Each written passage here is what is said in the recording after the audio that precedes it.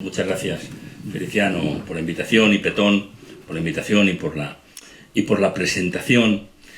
La verdad es que yo estoy encantado de estar aquí, sinceramente, y que me abráis las puertas de esta asociación, pero me es muy difícil, porque digo, ¿de qué hablo? De lo que quieras. Eso es lo más difícil que te puedan decir, porque si me dicen, habla de física cuántica, pues yo te diría, pues no lo tengo fresco. Si habla de no sé qué, pues diría sí o no, o te lo preparas. Eso de habla lo que quieras, yo he pensado bastante de qué hablar. Y me he preparado unas notas, porque hay que prepararlas, pero ya escuchándote a ti, ya quiero hablar de otras. Entonces, el tema está un poquito complicado. Yo voy a hablar, si os parece bien, sobre el momento especial en el que estamos viviendo.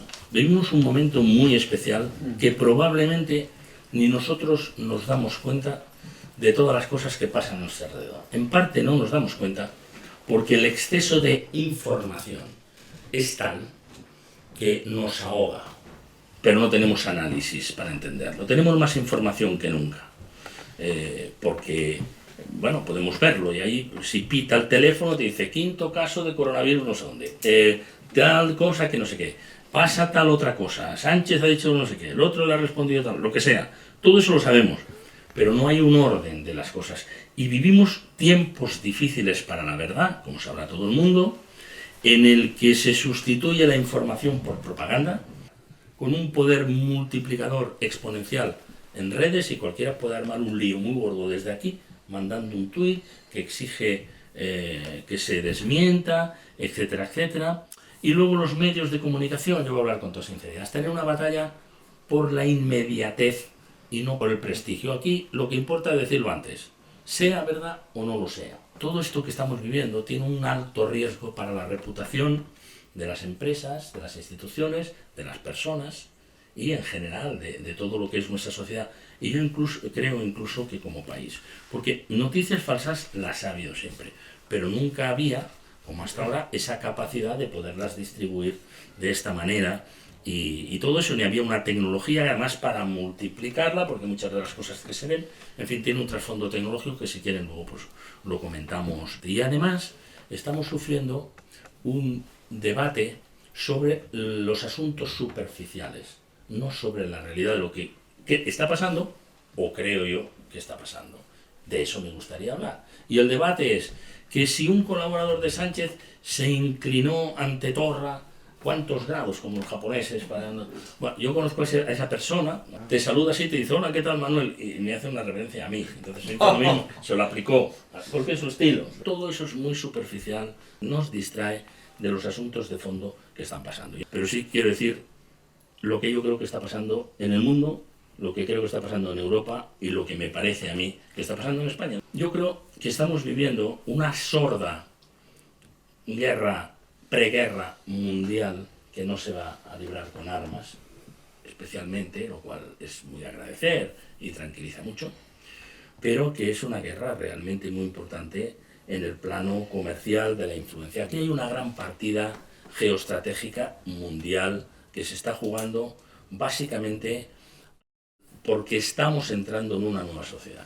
Estamos entrando en lo que llamamos la transformación digital de la sociedad, estamos en la revolución 4.0 y entonces ya no es Internet, que estaba al final de la tercera, ya ahora estamos en una revolución que tiene que ver con el llamado Internet de las cosas, es decir, que hablen las neveras, etcétera, con la inteligencia artificial, con la robotización, con otro tipo de transformaciones y por ver los titulares de cada día con el 5G, en lugar del 4G o del 3G de la telefonía. Y esa guerra mundial, igual que la Armada Española pues se enfrentaba, y no con éxito además en algún momento, a la Armada Británica en el Atlántico, se produce en cualquier lugar del mundo.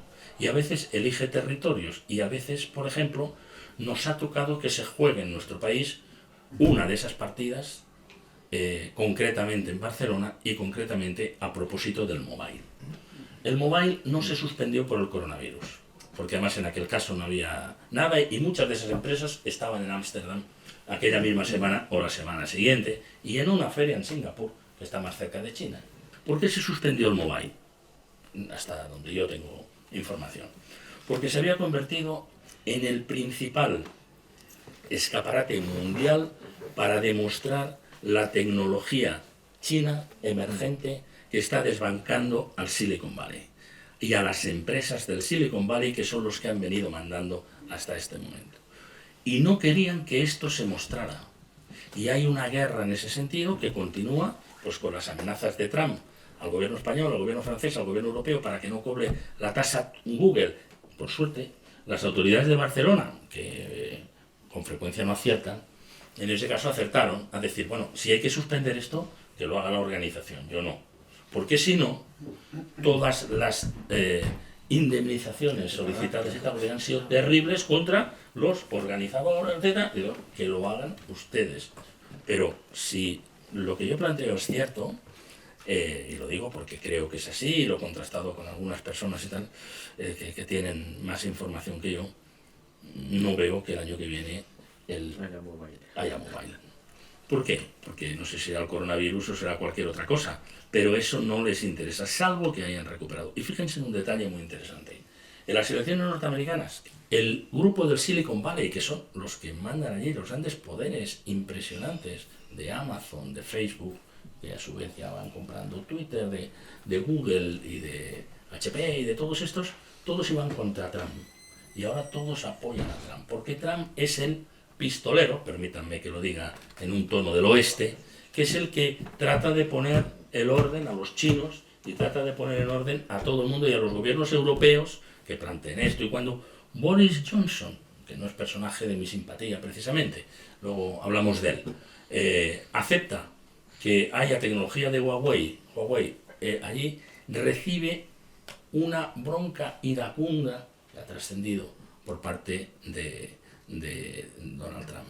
Y cuando impone a los franceses, si usted me cobra la tasa Google, le multiplico por 10 los aranceles para entrar a Estados Unidos de los quesos y los vinos, aparece un señor importante, Bouygues, de la familia Bouygues, de los Bouygues que eran de la construcción, del agua y de las telecomunicaciones, y le dice al señor primer ministro, óigame, yo tengo tecnología de Huawei en el 4G, y quiero pasar al 5G, y si usted me pone otra tecnología, el gobierno francés, yo voy a tener que pagar mucho dinero, dañará las cuentas de Bouygues y yo se lo voy a reclamar a usted personalmente. Todo eso es lo que está pasando ahora.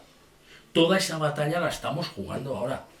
Y aquí estamos hablando de si el otro se inclinó de cabeza o no se inclinó de cabeza. Vamos a ver si nos enteramos un poquito de la batalla tan grande que nosotros estamos jugando. Y cuando se lanzó lo de la guerra comercial China-Estados Unidos, estábamos en el primer avance, en la primera noticia. Eso es lo que está pasando. Hay probablemente un cambio de sociedad, hay un cambio de época, se está expresando de esta manera y desde luego en nuestro país, en España, en Barcelona, se ha jugado una de esas partidas. Y otras se juegan en otros lugares. Lo que pasa es que esto, fíjense la repercusión mundial que ha tenido. Luego si quieren dirá, ¿por qué está China ganando? Bueno, pues yo les hablaré si quieren después, si les interesa el tema, ¿no? De su poder computacional, del poco respeto, por cierto, a la protección de datos, que en otros lugares sí se produce, de la agresividad de las startups tecnológicas chinas frente a las del Silicon Valley que habían dominado, etcétera, etcétera. Pues esos asuntos suelo estudiarlos y tengo que decirles un dato intelectual, biográfico, que yo tuve la inmensa suerte, porque tiene razón lo que decías tú, aunque me la aplicabas a mí, te lo agradezco mucho, que cuando te cruzas con personas no hay que perder la pista si tú percibes que ahí está. Y yo tuve en la Universidad de París, estudiando sociología, en la Escuela de Estudios en Ciencias Sociales, un joven profesor que se llamaba Manuel Castells, que hoy es el ministro de Universidades en España. Y siempre he seguido siendo alumno suyo y él me enseñó el Silicon Valley y él me enseñó muchas cosas y tengo muchísima amistad personal, pero sobre todo es mi tutor, digamos, intelectual, y es el que un día me llevó personalmente a enseñarme el Silicon Valley para un medio de la carretera y me dijo, mira, esta pared de aquí para adelante es la Universidad de Stanford, no estaba en Berkeley, y esa pared de ahí es la Hewlett Packard y Hewlett eran dos estudiantes de aquí de ingeniería que pasaron a este lado y empezando el primer ordenador en el famoso garaje de Palo Alto, después han creado todo esto y los alumnos de ingeniería pueden terminar aquí en Stanford o pueden terminar cuarto y quinto ya directamente como la formación dual, esta de la formación profesional de Alemania, en el otro lado, en Hewlett Packard.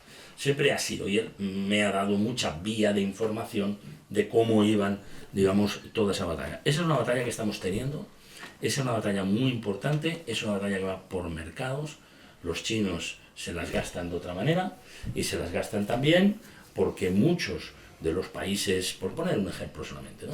Léase Panamá, léase República Dominicana y otros países que yo conozco bien porque voy con alguna frecuencia por mi trabajo, por dar conferencias y por dar cursos, pues de un día para otro despidieron a los de Taiwán y se pusieron, digamos, en relaciones muy preferenciales con los chinos que adelantan. Esa es la batalla que está jugando a nivel general.